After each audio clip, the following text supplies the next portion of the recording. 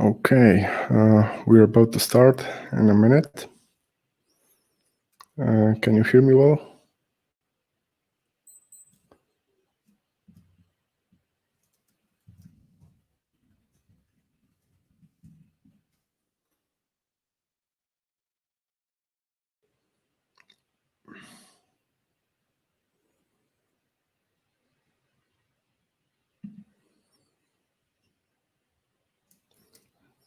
Hello, Tomek. Can you hear me?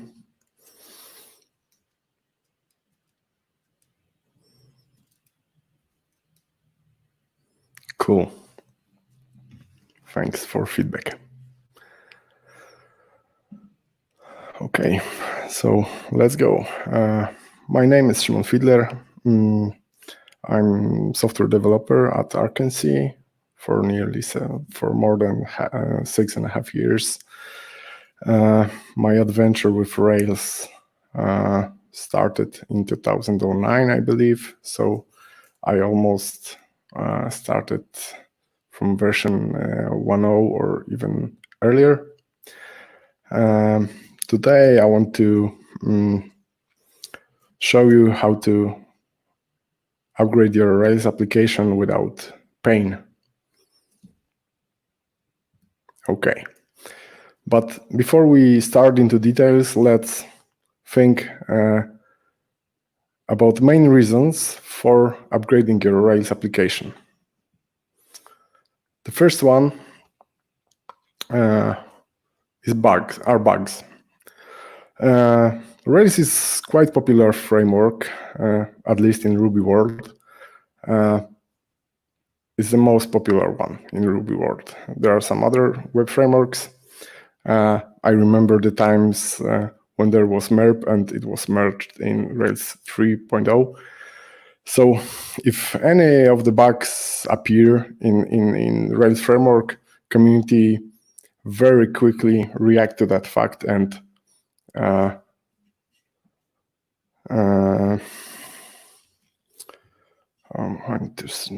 sorry, excuse me, because you probably don't see my keynote properly.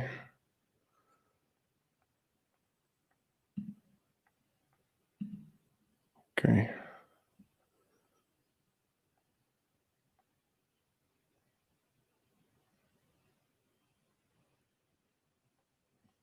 Okay, let's do it the other way around. Give me a second.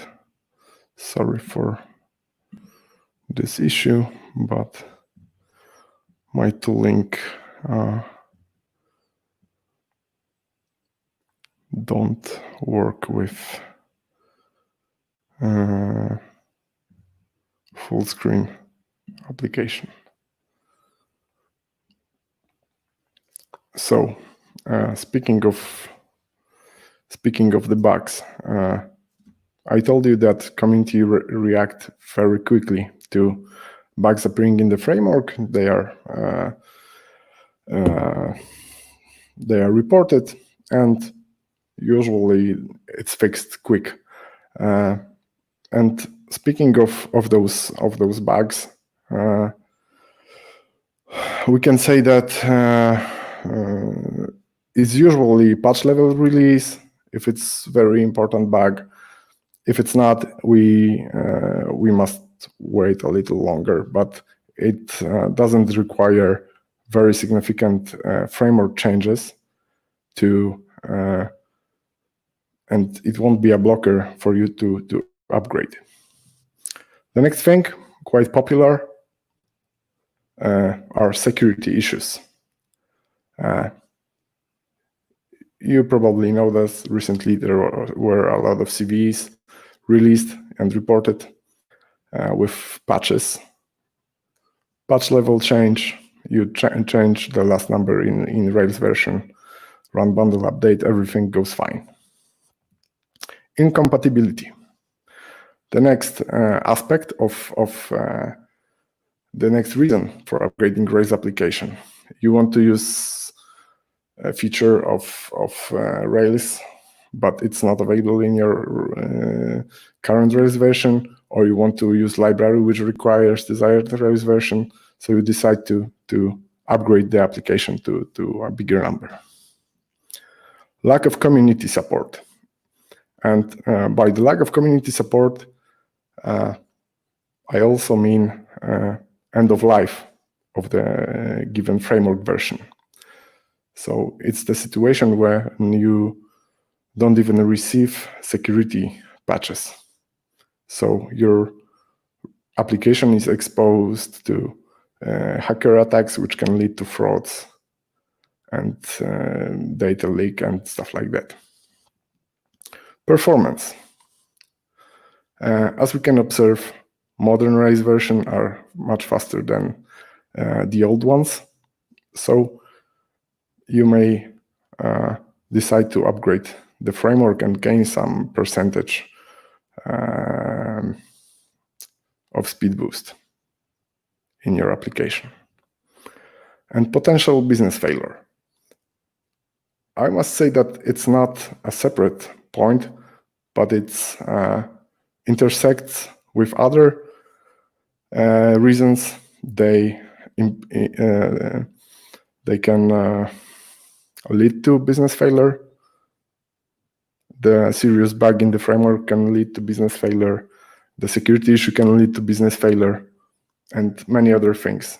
A lot of businesses nowadays rely on their web applications, and it's a core of their business is a web app. All software is as a service and other things like back in the days, I read article about Amazon that each 20 millisecond slower request costs their huge amount of money. So probably we are not Amazon. Amazon wouldn't be built on Rails currently, but there are some cases that there's required very good performance from the application. What are the risks of upgrading Rails applications? Upgrading all at once. So you end up on very old version of the Rails app, old Ruby version. We had a customer, as I wrote you today in the email, he came to us with application based on Rails 3.2 and Ruby 1.8.7. It was 2.5 years ago. Ruby 3.2 was released, I don't know, about 7 years ago, I think, 6 or 7. And he came to a wall that he wasn't able to upgrade Rails itself, and he wasn't able to upgrade Ruby itself. And he was scared that he won't be able to ship the features which are expected from his customers. So probably when you just bump Rails version in the game file and run bundle update, it might not work as you expect. Not understanding how changes in framework affect the application. So there are some deprecations in Rails between major versions. Some things are removed from the framework and are no longer supported. And this can really hit you hard. And I will show you this later in this presentation. But you need to be completely sure what you're doing and how things are changing to successfully upgrade your application. Blockage by incompatible gems. So you probably met with this too.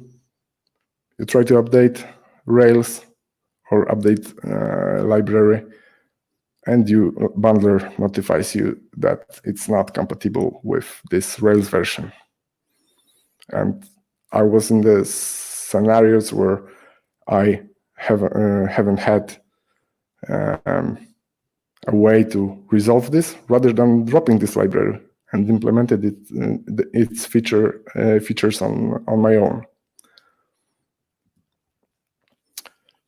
And the last but not least, management not keen on accepting time and money required to do the upgrade. So imagine very legacy application, and you go to the management and say, I need to spend 1 month on upgrading this application. Will they agree? Probably not. Probably they will ask about outcome from that, and maybe it would be good to address them, and I will try to help solve this kind of issue too. New bugs appear after upgrade. It's an old tweet from my friend Robert. There was a case where there was a critical bug in rack gem. They released hotfix for that. Everyone installed, but it introduced a bug which broke forms with file uploads. So imagine that you have applications which relies on uploading some files, and your users are no longer allowed to do that because it throws 500 error. And what you should do in such scenario? Downgrade and expose your app to security error, or count on the Rails core team to release another patch very soon. Okay, let's go to the details on how to upgrade without pain. It's an old meme. You probably know this guy. It's a Bear Grylls. It's former Special Forces guy, and he had a TV series where he often drank his own piss as a solution for lack of water. But what's important? Prepare yourself. Upgrading complex or legacy or both Rails application requires some preparation. The better you are prepared, the easier it will be. Let's start with test coverage. There are many tools to diagnose how good is your test coverage. The easiest one is running rake stats, which returns how many tests to classes ratio you have, and we have more tests than code. Cool, but is it real? I don't think so. My experience says that it's very hard to have 100% test coverage with static analysis tool. They give some good hints, but what I encourage you to do is read about mutation testing. You can read about mutation testing on Arkansas blog. You will find it.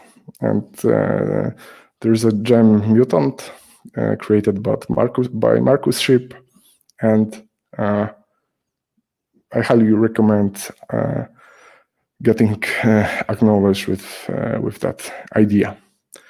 It costs a lot resources because mutation testing takes a lot of time on CI. But for example, in Rails Event Store, we can say that we have 100% coverage because all tests, all the code is mutated during tests. So every scenario is covered, and we're sure about that. I have a feeling also that we Rails developers are community where we very highly value the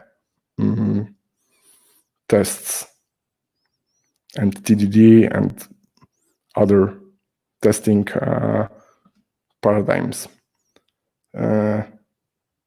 One person named Ala Kunish is a Java developer, and she runs a course about testing. It's directed to Java developers, but she made a poll on her Instagram recently about asking people if they test their applications, and the result was 50-50. 50% people don't test their code. And she asked them about the reasons, and there are multiple reasons. I don't know how. I don't see value about that. My manager doesn't allow me. So I'm very curious how this poll would look like in Rails community. But getting back to our topic, later you will see that good tests can help you a lot and prevent you from pushing broken app to production environment. Monitoring. Monitor your application in scope of bugs, which is rather obvious and common practice. So you attach honey badger or other airbreak. I think it was back in the days also such tool. I don't know if it exists, but yes. So you get reports if something bad happens to your application, so you can react. But also New Relic or Skylight, any other tools. We tested a bunch of tools, but it always is, the conclusion is the same. Let's use New Relic. It's kind of pricey, but I can give you a hint that if you write them and ask about custom pricing, they will give you a good discount. That's my experience with them. So you can monitor whether apps performs better or worse. Also, you can send custom metrics to New Relic. And what's important, you might have in your apps business operations, which are very important and happen within a given pattern. For example, you run ticketing platform, and every Friday evening between 7 p.m. and 11 p.m., you sell 1,000 tickets to the events. You push the new version of your application to the production, and you didn't sell any tickets. Or you sold much less than usually. You can deliver such metrics to a New Relic and get notified, hey, something is wrong because we sold less tickets, or maybe we didn't, too few payments were created in this time period. We usually create 10 times much payments. So this is quite interesting, and I think that it can be, for some cases, such business metric can be much more important than error reporting. Small preemptive steps. Screenshot of 2 commits, upgrade of 2 gems used in the application, and imagine that each of these gems is pushed to production separately. So you push to master, tests are run. If tests are green, app is released to production. What does it give you? You get early feedback about your atomic change which happened. If SASC crashes, probably at the asset compilation step, you will get notified about that issue. But for example, can. I don't know if it's popular. I think that a lot of modern authorization gems have appeared, but this app I was working on used can, and we didn't want to change it since it was released as can, and it was up to date with our Rails versions. So if user reports you that he cannot access his profile or he cannot access his data, you know that this single atomic change caused the issue. All the trackers like New Relic, Honey Badger track the deployed version by commit hash. So you know you have 100% guarantee that if you do atomic deploy of single change and something goes wrong, you know what has caused it.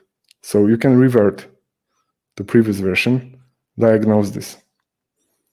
If you push huge batch of changes to production, I don't know, 1 month of work of Rails upgrade at once, probably it would be hard to determine what's causing the issues with the application if they occur. Always leave the campground cleaner than it was. It's the Boy Scouts rule. What does it mean? Uncle Bob said that always leave the code cleaner than it was. And it's a rule which can be very helpful.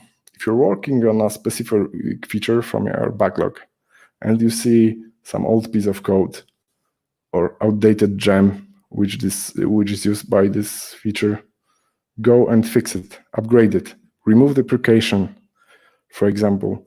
So you will be a few steps ahead, few steps closer to upgrading your application without troubles. Upgrade Ruby separately from Rails. Yeah, I told you about it a little. Returning to my example of the app on Rails 3.2 and Ruby 1.8.7. What we started with? Bumping Ruby to 1.93. App was stable, all the deprecations removed. Okay, let's bump Rails to Rails 4. We upgraded Rails. Then we bumped again Ruby version. App was doing fine. We upgraded framework. Usually we tend to upgrade Ruby first, since it's compatible with previous versions of Rails, and not necessarily Rails versions are compatible with future Ruby versions. If you have up on Ruby 2.5, friendly reminder that it will reach its end of life in March next year. So maybe it's good to plan the upgrade of the language itself. Read Rails upgrade guide. That's the obvious thing. Everyone does that, like the manuals for the electronic stuff you buy. I got you. So upgrade guides have some very helpful information, advices how to upgrade specific version, like how to upgrade from 5.2 to 6.0, what is changing, what's removed, what you should take a closer look to. But less obvious thing is reading release notes. Not everything is covered in upgrade guide. It's very good to have a look at release notes for the particular version because they mention all removals, deprecations, notable changes.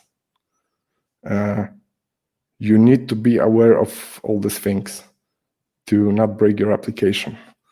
Sometimes I had a situation in the past that upgrade guide didn't mention one thing, and the app crashed up after pushing to production because behavior changed very.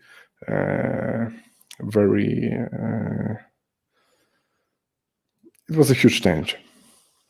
I believe that it was a removal of some feature, or our setting become dead, something like that, and app started behaving differently than we expected. Address deprecation early. As I've shown you, usually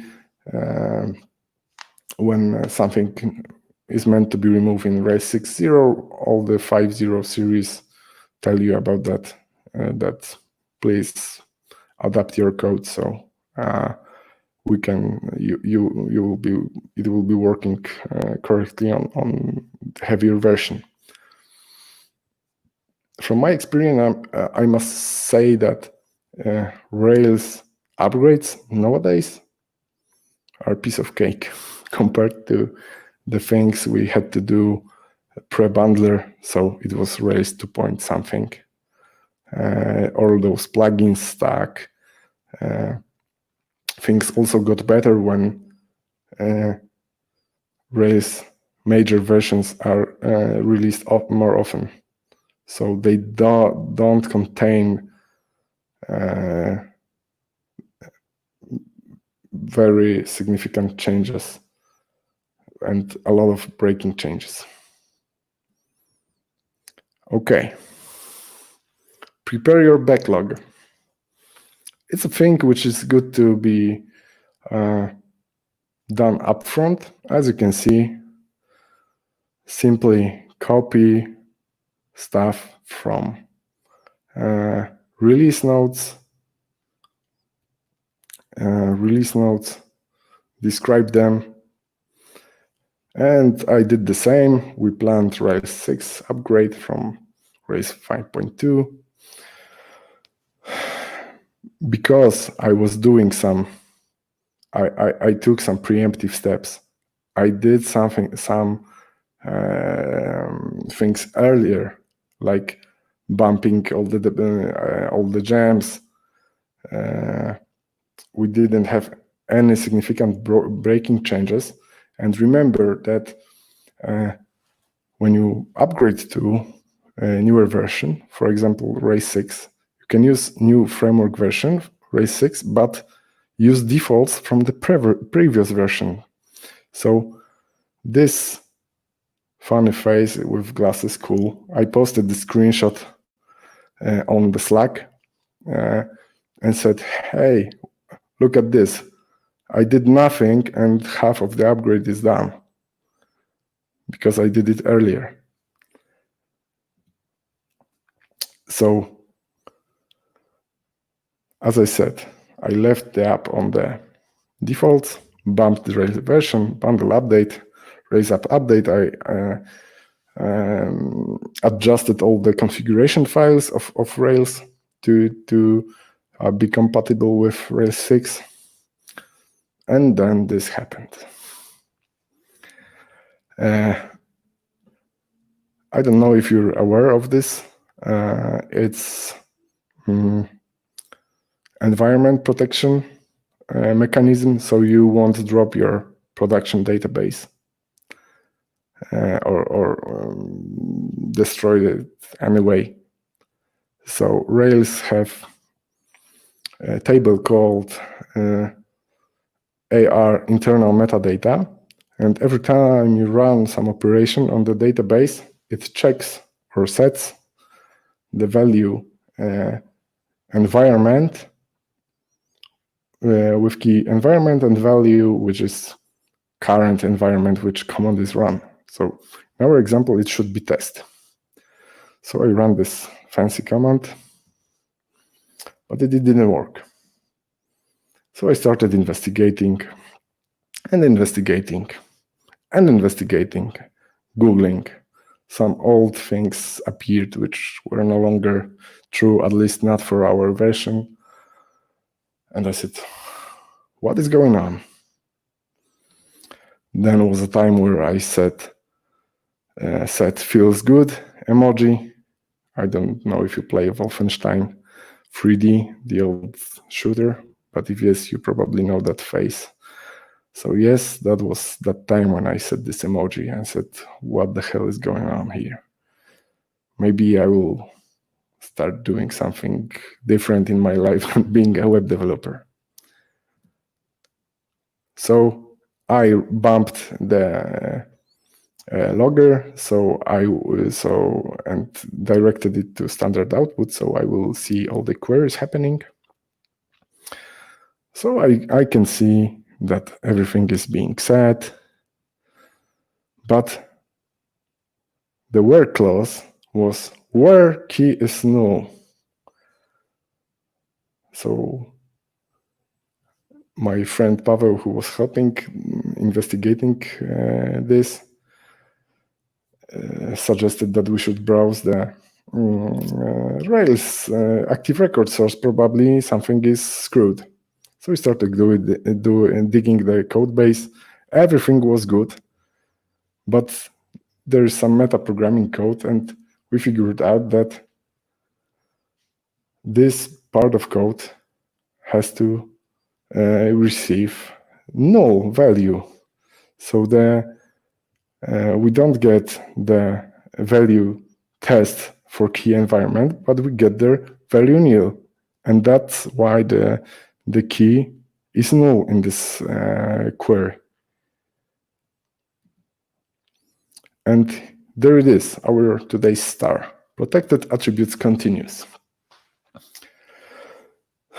I think that 1.5 years ago, where the protected attributes were removed from Rails, and we were at the step of upgrading it, and we didn't want to use StrongParameters because it required a lot of work, which our customer didn't want to agree on in that moment. We decided with my friend Robert that it would be good enough solution. For now, we will fix it later. So what was happening?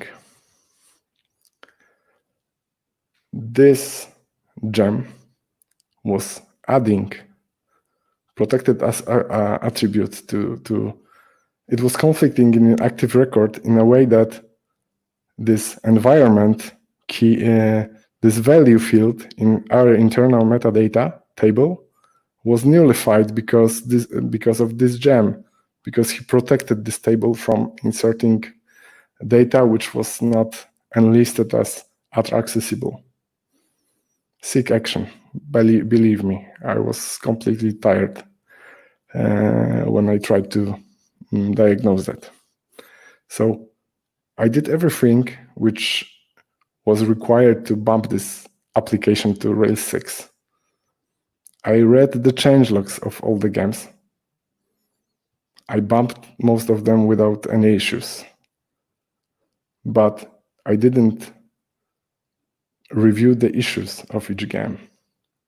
And the answer was just left at my door. So we decided, okay, let's remove it. Let's now spend time on introducing StrongParameters, which was obvious. We didn't have much any other idea. We didn't want to monkey patch this gem because it wasn't worth our work. And as you can see, this issue was opened 17th September of 2019. I did the screenshot yesterday. We have July of 2020, and it's still not resolved. But the guys wrote there that, yeah, we will fix it soon. Great job on fixing this. Let's get back to StrongParameters. Okay. We added StrongParameters almost everywhere on admin part. on customer-facing part. And I was angry at myself that this additional work now, like adding strong params across all the application, could be done along with the Boy Scout rule. I could gradually introduce strong parameters through the time, not rely on some hacked version of protected attributes provided by someone else. This gem was for a long time a part of Rails as a fallback mechanism, but then the Rails core team dropped it and someone started introducing this. Someone started working on it to make it work even further and further. But here it is. What? Number 2. No method error, undefined method. Accessible attributes for fancy feature. And I said, oh, come on, what's now? It turned out that some active record classes of our application used this public method provided by protected attributes in the past to determine, for example, which fields are serialized. Okay, I have model something, and it has serialized fields. But it would be nifty to just take accessible attributes and remove and subtract array of those we don't want to serialize. It would be great convention to follow. Yeah, it was great. Then it turned out that some file processing, because this app was heavily file processing oriented, where people uploaded CSVs, Excel files, and some other fancy book publishing industry standards. And this code parsing certain files was also relying on the accessible attributes array and adjusted it to allow certain parameters. So I decided that I need to take a step back, leave strong parameters, but I need to provide this accessible attributes method. So I launched RubyMine, used regex. As you probably know, all programming problems can be solved with regular expressions. So I did it. And I provided this class method accessible attributes which contained those attributes previously provided by other accessible class method. Okay, app started working almost, because not all tests were working as expected. And I started asking myself, what again? So I totally forgot about the fact that if you inherit, and for example, you have class user, and from there is a class customer which inherits from user, and user has had some other accessible defined, customer inherits it, and all cool. But my regex didn't took this into account. So obviously it didn't work, and I had to duplicate this information.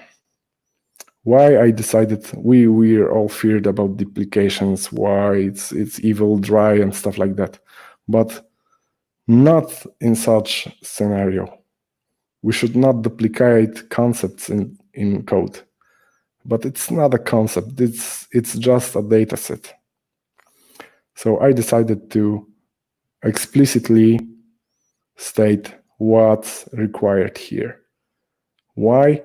Because in a couple of months, someone else will touch that code, and he would ask everyone, hey, what's going on here? I don't know.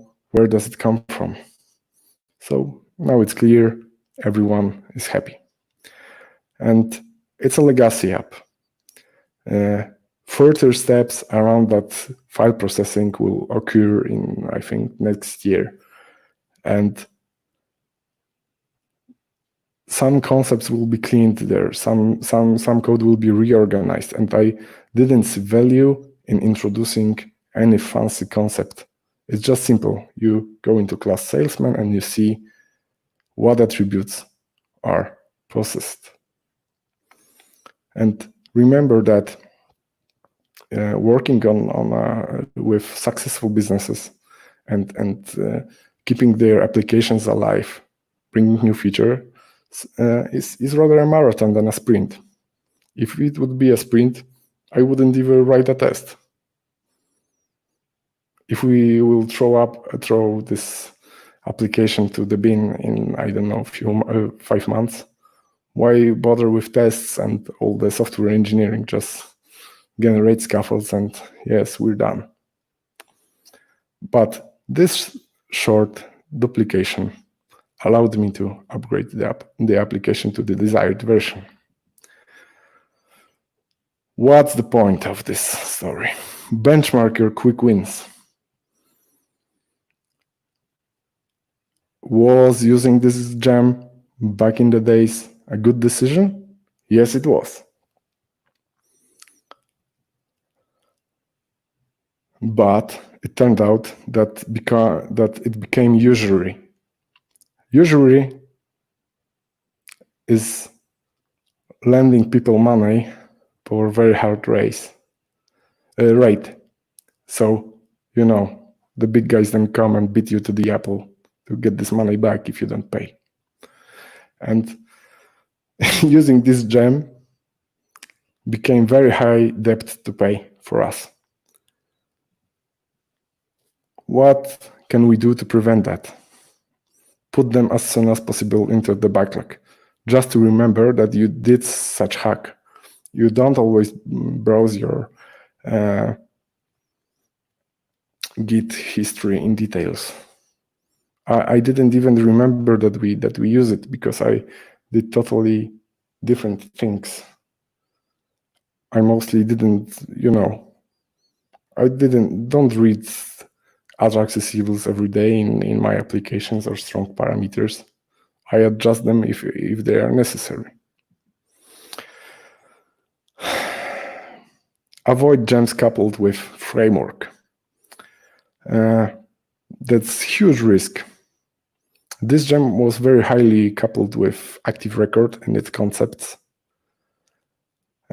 which struck us a lot. I've seen in my life many gems which blocked upgrade of Rails applications for months or years, like state machines which were incompatible and relied on callbacks and strange behavior.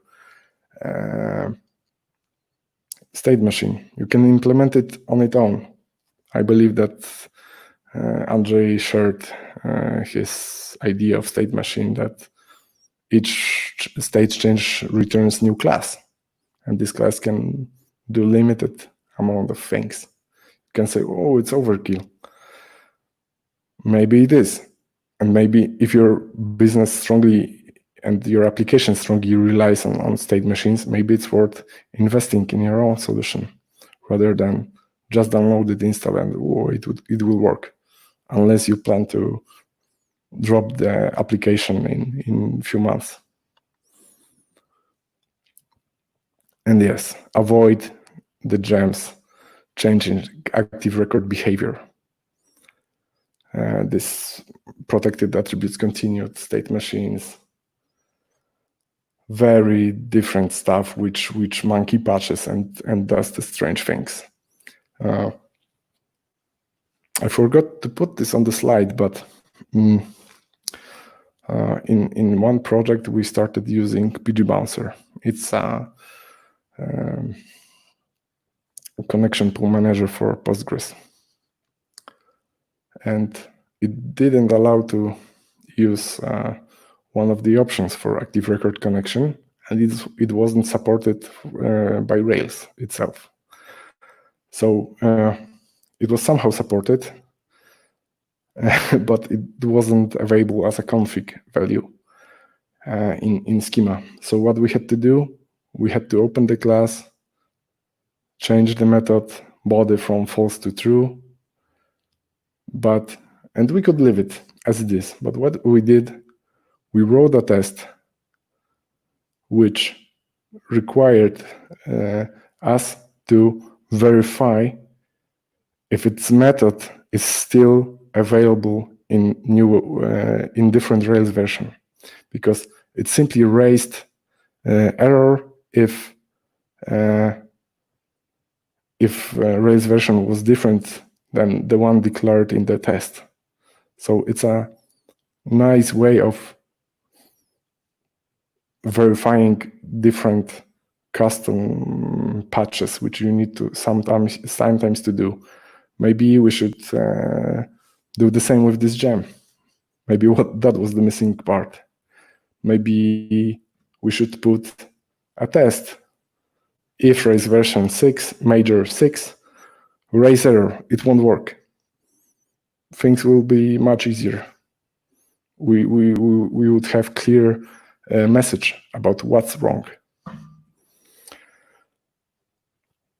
Use modularity, as Sanjay says. You probably watched his keynote on Monday, I believe. Yeah, it was on Monday. He have shown you a different way of organizing Rails application. And if you follow that way and keep your core domain of your application framework agnostic, or use it very little on application level, like controllers, and persistence level, like active record, everything will be fine. You won't get hit by that when trying to upgrade. Here's some frameworkless example. It's a part of payments controller. We have a method pay with Stripe.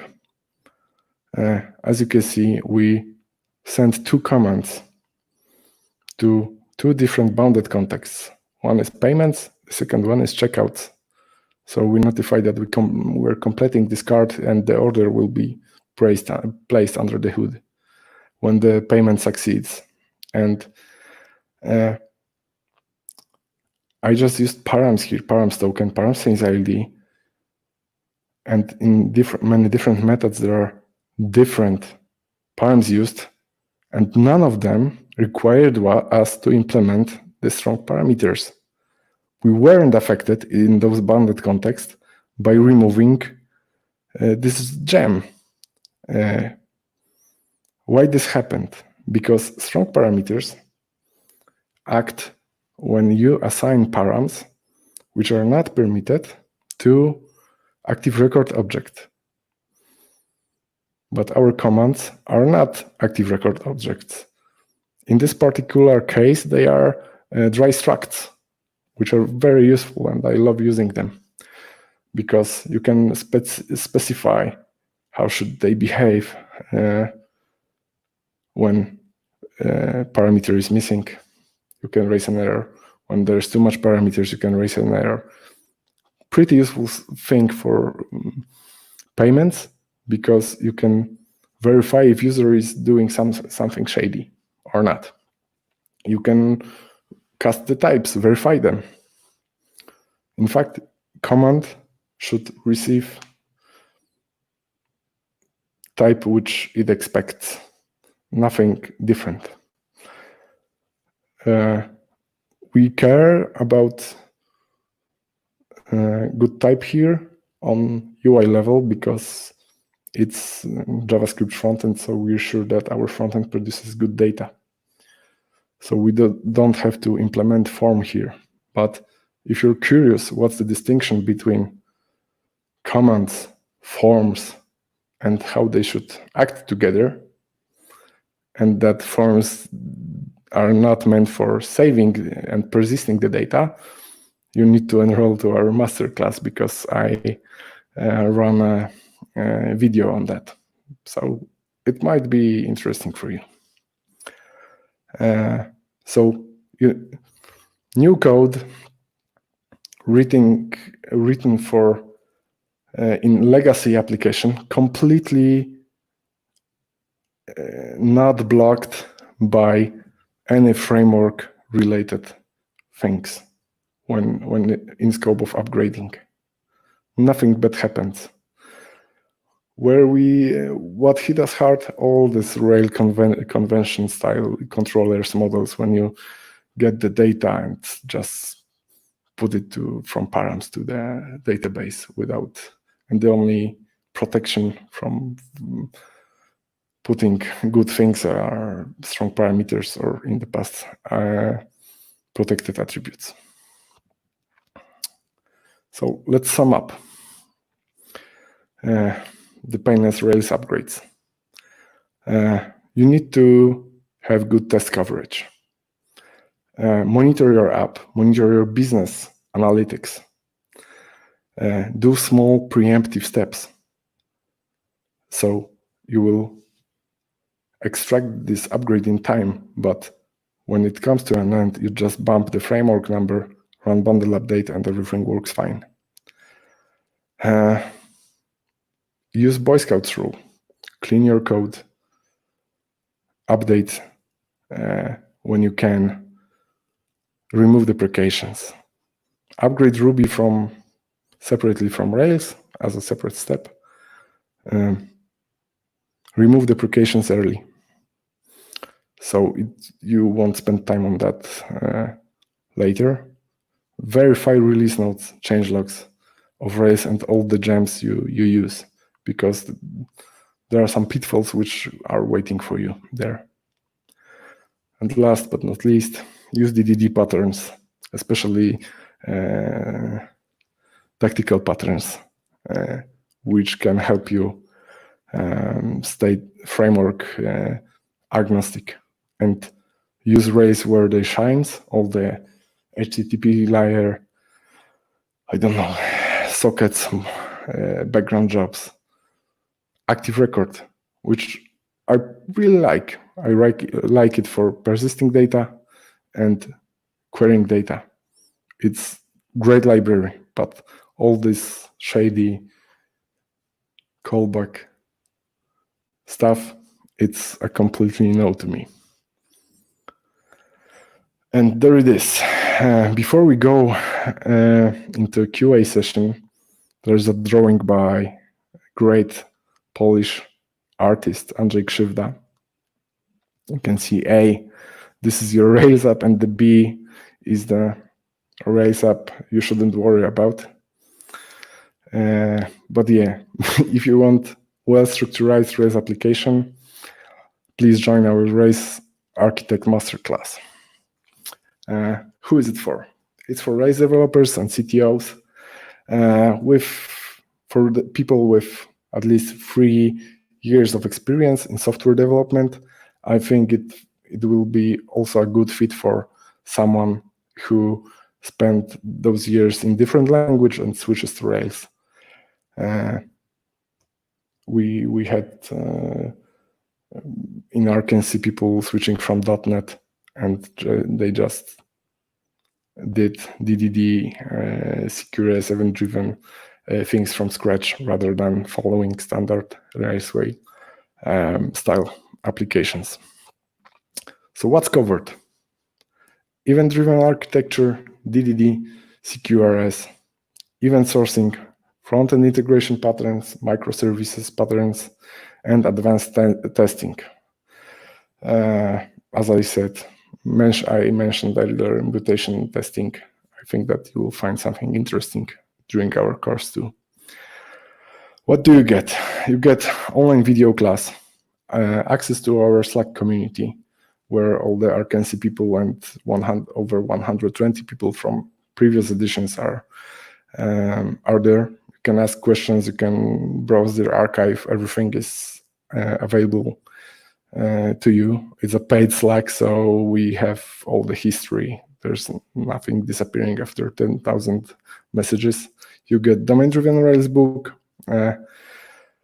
We got audio version from this edition, so some of the content you can listen while commuting.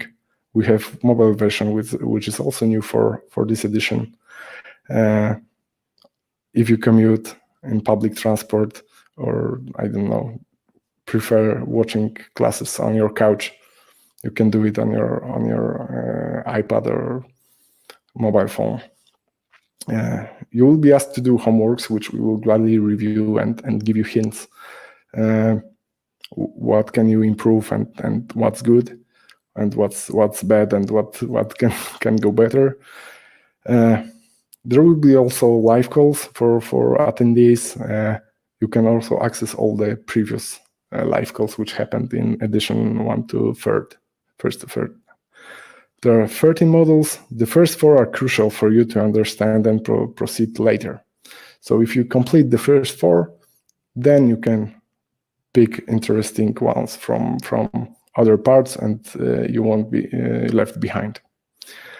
The first 4 are introductory 1, strategic DDD, tactical DDD, and patterns and backend architecture. There are some samples of videos how it looks like, what to do where you don't have access to domain expert. Mir explains a lot about SecureS, and I highly encourage you to attend his webinar about SecureS and fast read models in Rails. You can distinct what's process manager, what's Saga, because those are confused sometimes. Pavel nicely explains this, and as I said, I didn't mention this because before I joined Arkansas, I spent nearly 4 years working at payment industry. I implemented credit card payment system from scratch, certified it successfully for PCI DSS compliance, and together with Jakub, who is also from Arkansas right now, and we prepared nice videos in this area for you. And as I mentioned, I also have some interesting video about distinction between forms and commands and how to connect them together. So join today, because first module is already available for you. On Friday, you will get access for a second module, and the last one from those significant, the 4th module, will be released 17th of July. And after that, we can answer your specific questions on a call and answer all your doubts and give hints how to proceed later, suggest specific things for you, how to proceed later in the course. It costs $799. It's available to buy on railsarchitects.com. Link should be put in the description of this video. So thanks, and let's go to Q&A. I will close the slides. This window, okay. Okay, I will scroll the questions if there are any. Hi, greetings from Argentina. Thanks. Greeting from Poland. Yeah, Pandit, it's probably referred to Can. Yeah, nice point about treating deprecations in the same ways as exceptions, and even report them to your error tracking tool. Yeah, it's a great idea. It's a great idea. Good point. Yeah, and the point of taking huge loan. Yes. Thanks. Thank you. Oh, Mirek said that he cannot into Rails, but yeah, he's one of those .NET developers who joined Arkansas shortly after me and completely blow our mindset and change everything. So yeah, I've during the course. Oh, there's one question about Rails architects. During the course, do you create a whole app with CQRS, DVD, etc., or do you explain each topic with small examples? I think that it's mostly different examples, but which can be stick together. And there's, I think that you can work on your side project. You don't need to follow strictly our examples, but you can work on your side project or create application. There's no problem for us to review your custom application in scope of masterclass. So if this helps you, if you have any other questions, we will gladly answer it. Just drop us an email at dev@arkansas.com and we will answer them. Or just leave a message at the intercom on our website. So, okay, if there are no other questions, I would like you to thank you. I hope it was valuable time for you. It was a pleasure to share some thoughts with you, and hope to meet with you again in sometimes on different topic. Thank you.